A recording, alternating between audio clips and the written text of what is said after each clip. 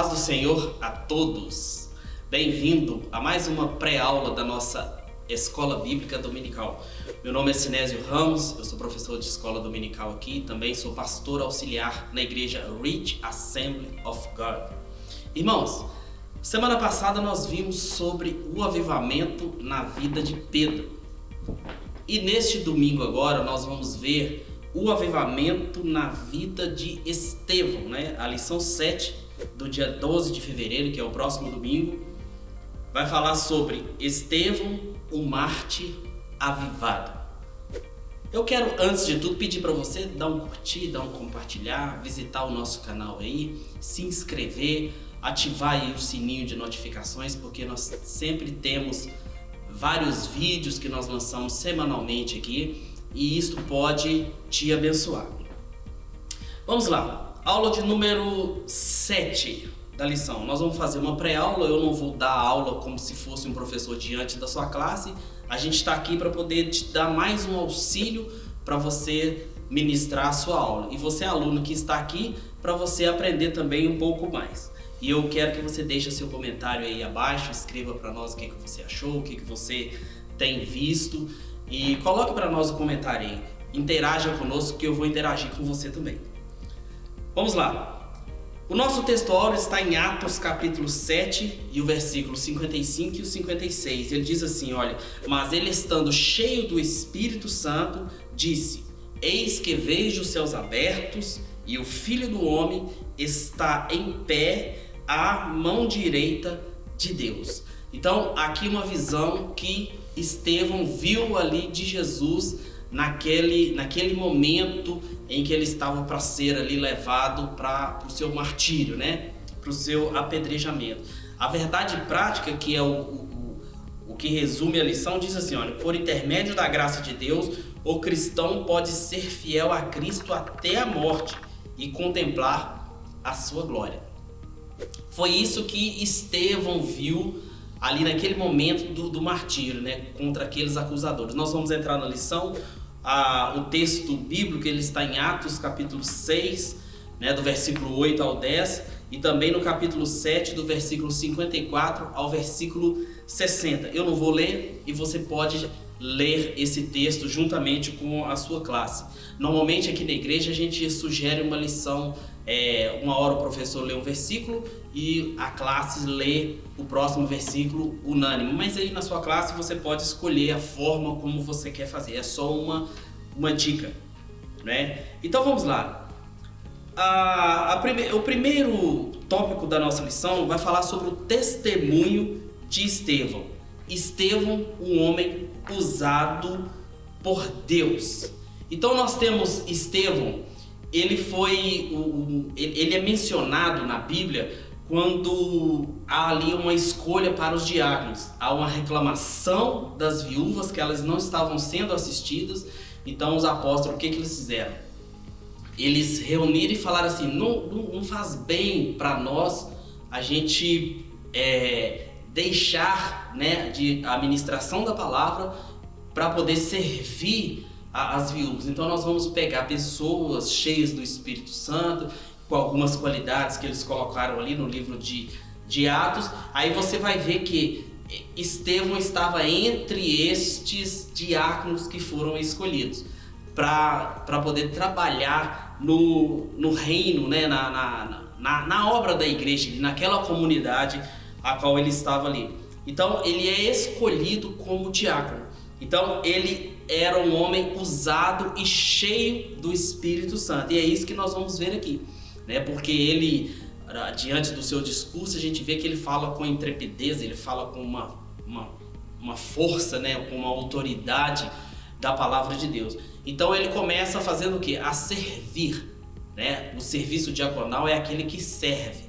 Não é isso? Tem pessoas que servem muito bem, tem pessoas que são cheias do poder de Deus e elas estão servindo as outras pessoas. Eu mesmo já cheguei em igrejas em que diáconos nos recepcionaram e nos recepcionaram muito bem, nos recepcionaram com um sorriso no rosto, né? E você vê que é uma pessoa de Deus, um homem, uma pessoa realmente de Deus que estava ali para poder te receber. Só que teve um grande problema. ele sofre ali uma grande oposição. No subtópico 2 vai dizer, né, os inimigos da igreja usam meios escusos, desonestos e malignos contra a fé cristã. Irmãos, pra gente parar um pouquinho e analisar isso que o nosso comentarista ele diz aqui, a igreja tá cheio de inimigos, né? As pessoas às vezes falam assim, mas a igreja vai sofrer uma perseguição no governo de fulano, no governo de ciclano, no governo isso, no governo aquilo. A igreja, ela sofre perseguição desde quando ela foi instituída em Atos.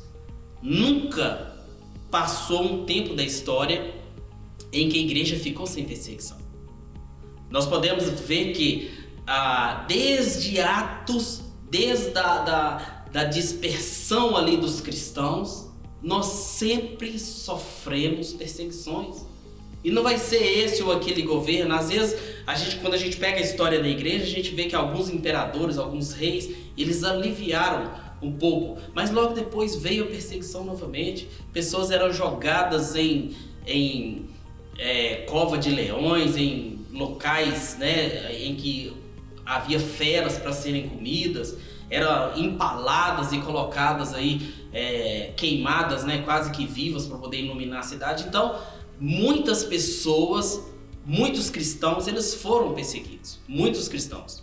Então, o cristão, ele vai sofrer perseguição.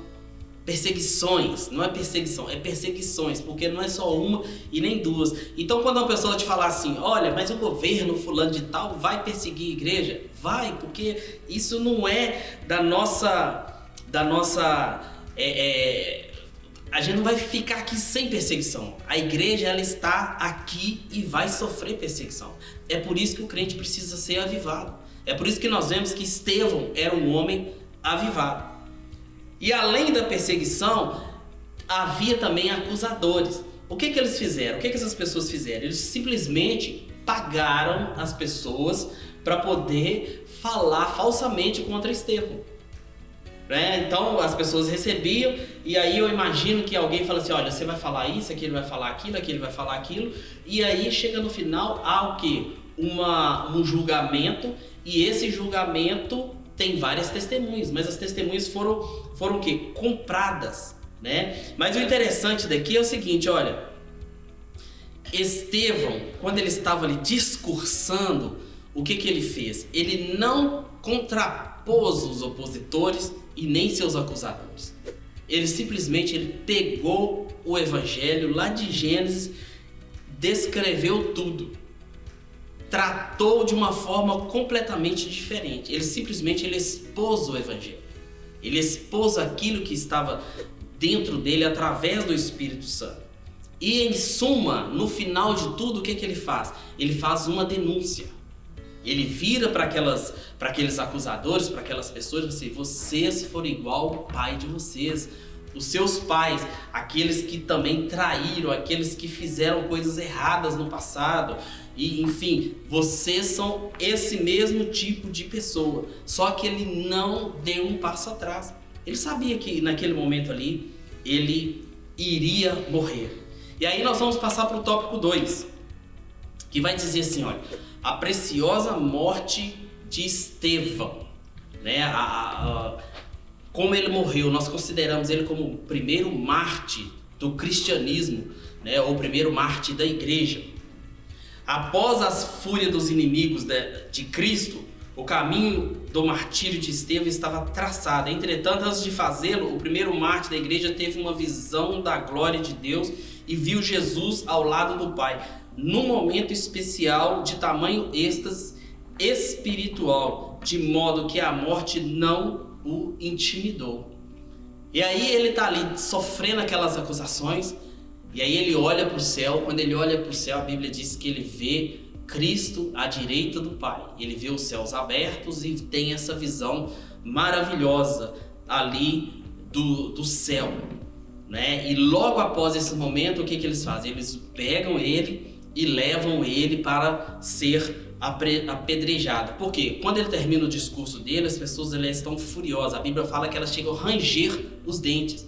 Elas chegam tão furiosas com ele pelo que ele havia denunciado e falado que elas estão rangendo o dente. Então, logo após esse discurso, o que eles fazem? Eles pegam ele e arrastam ele. É o que está no subtópico 2, a violência dos acusadores.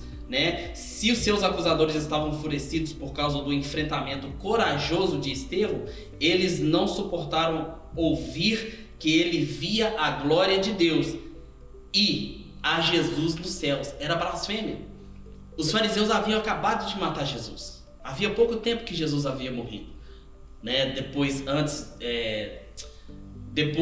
Antes desse processo, antes de Estevão passar por esse processo. Então, ele denuncia, ele faz essa denúncia, e aí ele fala que ele viu tanto Deus, a glória de Deus, quanto Jesus do lado.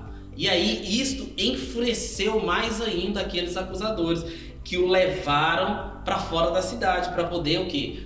Bater, para poder jogar pedra, para poder matar, porque era considerado blasfêmia. O pecado de blasfêmia, ele era considerado um pecado para ser morto a pedradas. Quem ousasse blasfemar contra o nome de Deus, esse era morto com pedradas. E um ponto interessante é que a Bíblia menciona ali um dos que seria um futuro apóstolo de Jesus, Paulo, Eles ainda o chamavam de Saulo. Então, ele estava ali, ele estava na presença daquela situação ali também, Porque a Bíblia fala que eles foram lá e deixaram algumas roupas lá aos pés de Saulo de Tarso. Então, eles saíram e levaram ele para fora com violência para poder matar ele. Só que quando ele estava já do lado de fora da cidade ou da aldeia, o que acontece? Ele, antes de morrer ali, o pessoal jogando pedra, o que ele faz? Ele vai contra? Ele se defende? Não. Ele olha para o céu e fala assim: Pai, não lhes imputes este pecado. Não lhes impute isso. Estevão, naquele momento ali, o Espírito Santo entrou no coração dele e ele pediu, falou assim: olha, não coloque sobre eles este pecado.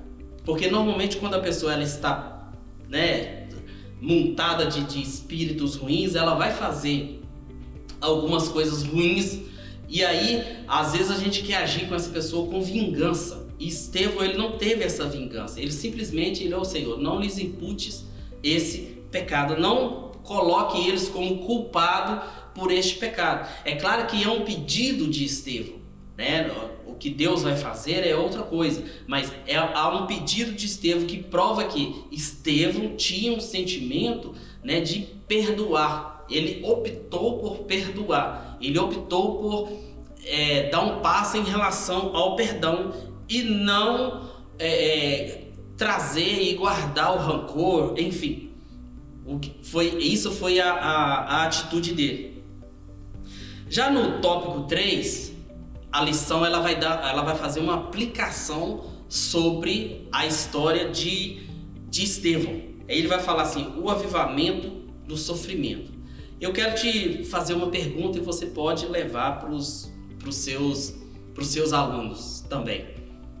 Quando você está passando por alguma dificuldade, algum sofrimento, alguma perseguição, qual que é o seu comportamento? Qual que é a sua atitude? O que você faria? O que você faz? Porque eu creio, e eu falei isso no vídeo passado, que o avivamento, ele é uma mudança de comportamento. Lá em Gálatas 6 fala que o fruto do Espírito é amor, domínio próprio, e tem 9 qualidades ali que retratam o resultado do Espírito Santo habitar dentro de nós. E é interessante que é o fruto do Espírito e não os frutos.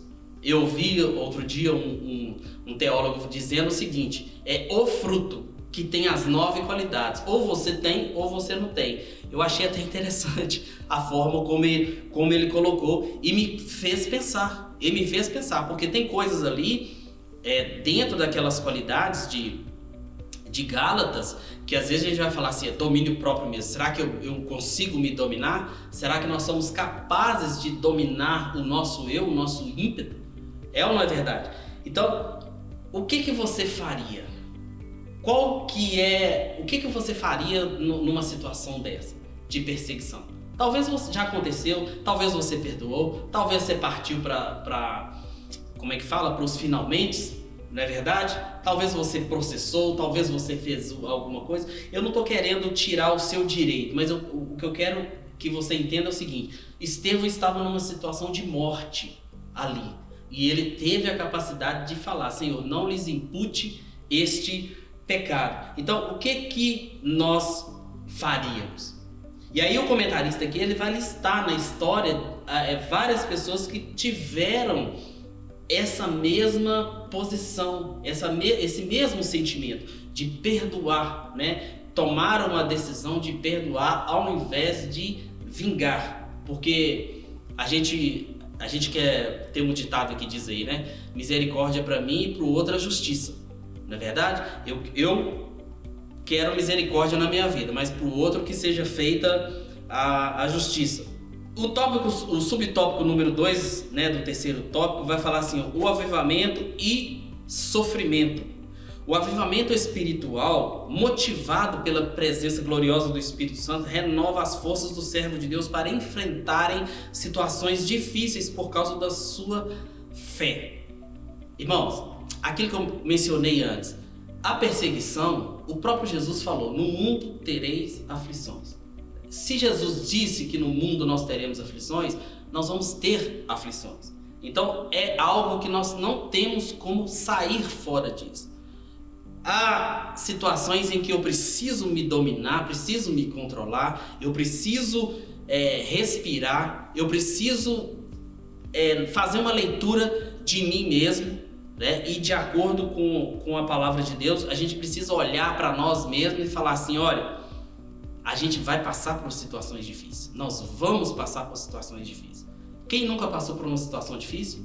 Toda hora, você está no trânsito dirigindo, sai alguém e estressa a gente no trânsito. Às vezes você está um pouco atrasado ou você não está atrasado, mas sempre sai um e te estressa ali no trânsito. Vai lento, vai devagar, entra na sua frente, não dá seta, é ou não é? Então são aflições que vão acontecendo, e isso vai nos moldando para nós conseguir chegarmos à estatura de cidadão perfeito. E essa estatura de cidadão perfeito, ela só vai ser no céu.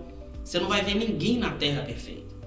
Não existem pessoas na terra perfeita, mas precisamos alcançar. A Bíblia diz, né? A luz do justo brilha cada dia mais e mais até tornar dia perfeito. Então ela vai brilhando. É com o passar do tempo, é com o passar do tempo é que nós vamos aprendendo, que nós vamos caminhando e adquirindo esse tipo de maturidade. A Bíblia nos mostra essa capacitação do Espírito para sermos resilientes diante das dificuldades. Para o crente espiritualmente avivado, quando diante do sofrimento, a alegria do Senhor é a nossa força. Então, será que diante do sofrimento, será que nós vamos falar mesmo: a alegria do Senhor é a minha força? O que essa lição traz para nós é exatamente esse contraponto que Estevão passou. Porque às vezes você vai falar assim: ah, mas é porque você não conhece fulano, é porque você não viu ciclano, ah, é porque você não conhece minha sogra, é porque você não conhece o fulano de tal, né? Mas essa lição, ela está passando para nós o quê? Que Estevão, ele estava morrendo injustamente. Estevão aqui, ele foi acusado de coisas que ele não fez. Pagaram para ele poder, para as pessoas o acusarem de forma falsa. Foi o que fizeram. Estevão estava sendo julgado de forma injusta. E é isso que nós precisamos pensar. É isso que o autor da lição quer nos trazer. E quando a gente lê esse texto, a gente tem uma visão de que, gente, se Estevão conseguiu, nós precisamos também batalhar para isso. Nós precisamos trabalhar com isso, né? À medida que o Espírito Santo vai trabalhando em nossas vidas, nós vamos crescendo espiritualmente, em maturidade. E aí eu volto para o avivamento. O avivamento, ele não é aquela mexida, ele não é a pessoa ficar falando em línguas durante todo o culto, ele não é gritaria, ele é transformação de vida. E o menor tempo que nós passamos na nossa vida como cristãos verdadeiros, às vezes é dentro da igreja, porque fora da igreja, às vezes, tem muita gente que não presta. Tem muita gente que se veste de um bom cristão. Tem muita gente que quer o Deus, que quer as bênçãos de Deus. Vem na igreja buscando as bênçãos de Deus, mas não querem o Deus das bênçãos. Tem muita gente que são travestidas de cristãos. Tem gente que frequenta regularmente os cultos. Tem pessoas que frequentam, tem pessoas que contribuem, pagam seus dízimos, mas são pessoas que não são cristãs, não têm uma vida transformada. E aí, quando estão na rua diante de outras pessoas que não são cristãos, o que acontece? Elas simplesmente se revelam. E às vezes traz escândalo para a própria igreja. Às vezes chega na igreja e a pessoa fala assim: não, mas o fulano caiu. Não, ele nunca levantou, ele nunca esteve de pé. Ele simplesmente revelou uma face da vida dele que era a face dele. O avivamento, ele transforma as pessoas. O avivamento, ele transforma, ele te dá um novo rumo na vida. O que Estevão teve aqui foi um encontro verdadeiro com Deus. Teve um encontro de forma palpável com Deus. Quando ele fala assim, olha, não lhes impute esse pecado, o que ele está querendo dizer? Fala assim, Senhor, não é culpa dele. Nós sabemos que há uma guerra espiritual, existe uma guerra espiritual. Existe hoje no Brasil e ao redor do mundo leis que são contrárias à pregação do evangelho, ao cristianismo. Ao redor do mundo todo existem isso, tanto no Brasil quanto em outras localidades existem leis que são contra a pregação do evangelho, leis que são contra cristãos. Tem lugares que cristãos têm que cultuar em cavernas, em porões, em lugares escondidos, não podem fazer barulho, não pode tocar um hino, não pode participar de um momento de louvor, né? Às vezes talvez ali com os braços abertos e gritando ou então cantando de uma maneira mais alta. Existem as perseguições e as perseguições elas vão acontecer. Agora, se nós formos verdadeiramente avivados, nós vamos passar por isso. Nós vamos chegar lá, né? A Bíblia nos fala que Jesus ele vai voltar para buscar a sua igreja. E é uma igreja pura, santa, lavada e remida no sangue de Jesus. Nós vamos encontrar com o nosso noivo. E é isso que Estevão conseguiu. Eu estou de braços abertos, né? Aqui e, Senhor, não lhes impute esse pecado. Ele estava vendo, ele teve ali aquele momento dele. Ele passou a viver aquela glória a partir daquele momento ali. Toma pedrada na cabeça e passou a assistir, ver a glória de Deus. E pedrada na cabeça. E a Bíblia fala que aí ele adormece, né? Depois que acontece isso, que ele vê os céus abertos e tudo, o que acontece? Ele adormece ou dorme no Senhor, como nós costumamos dizer. A conclusão diz assim, olha, diante dos inimigos do Evangelho de Cristo e da morte, o testemunho de Estevão nos mostra que Deus concede graça, força e equilíbrio emocional para o crente espiritualmente avivado. Que o Senhor nos ajude a glorificá-lo em meio às lutas da vida. Então a nossa oração é que o Senhor nos dê graça, né? Nos dê sabedoria. A sabedoria ela é diferente do conhecimento. Tem muitas pessoas com muito conhecimento e que não têm sabedoria. A sabedoria é o que você vai fazer com o conhecimento. É isso que significa sabedoria. O conhecimento você compra. O conhecimento você adquire assistindo um vídeo, indo a uma escola, participando de eventos. Isso você adquire. Mas a sabedoria ela vem de Deus. Por quê? Você vai usar o seu conhecimento em prol do reino de Deus. Aquilo que você é especialista, você vai usar para abençoar pessoas, a sua igreja, a sua comunidade e todos quais estiverem perto de você. Então, essa é a diferença entre conhecimento e sabedoria. Conhecimento se compra, a sabedoria ela vem do alto, ela vem de Deus. Então, que Deus possa nos dar, né, força, graça para nós passar por momentos mais difíceis, né? Quando você estiver numa luta, ore e peça ao Senhor: Senhor, me ajuda a passar por essa prova, me ajuda a passar por essa luta. Por quê? Porque essa luta ela pode ser uma preparação para algo muito maior. A gente costuma dizer que às vezes você vai passar por uma dificuldade, principalmente quem é dono de empresas, eles passam por alguma dificuldade, mas quando eles saem lá na frente, eles estão mais fortes, eles estão mais estabilizados, eles têm muito mais capacidade de continuar tocando aquele negócio. E da mesma forma é a nossa vida com nossa vida cristã diante de Deus, né? As lutas elas vêm o quê? Para nos fortalecer, nos tornar mais forte para nós vencermos novos e grandes desafios. Amém? Deus abençoe a todos. Eu quero só reforçar para você clicar em curtir, compartilhar esse vídeo com alguns professores, com alguém que você conheça. Clica em compartilhar, manda nos seus grupos de WhatsApp, né? E se inscreva em nosso canal, ative o sininho lá. Nós temos muita coisa, você vai ver diversos vídeos. Os nossos cultos também, eles são transmitidos online no mesmo canal do YouTube. Você pode acompanhar lá e você vai ver todos os cultos aqui da igreja. Que Deus continue te abençoando.